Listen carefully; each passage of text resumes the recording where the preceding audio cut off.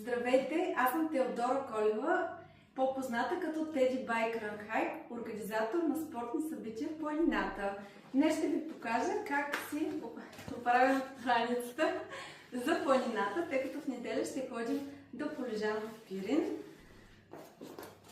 На първо място слагаме котките, защото те са най-тежки. На дъното на раницата слагаме котките, които са изключително важни. Задължително сме с зимни обувки. Подметката им е много твърда с грайфер и олече, в което може да вградите котките. Върху обувките слагаме гети и върху панталона, за да се предпазим от снега.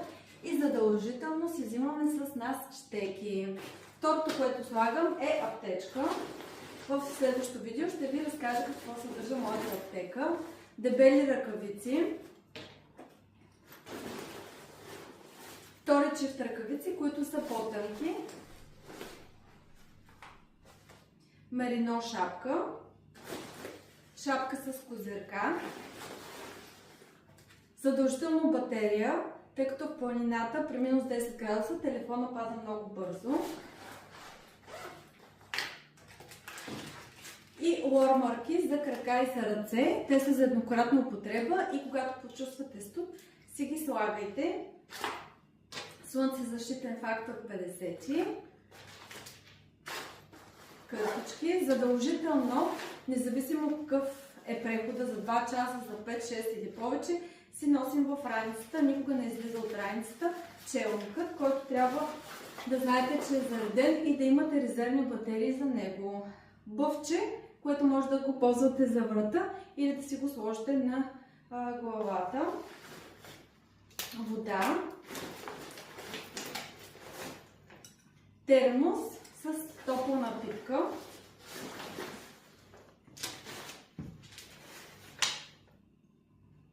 Термобельо, горнище и съответно долнище, като винаги имам в раницата едно резервно, което слагам в една специална чанта, която е изолираща от външните условия. Дори да ви си намокри раницата, тя остава суха и винаги в нея слагам и резервен чифт чорапи, по възможност да са от вълна.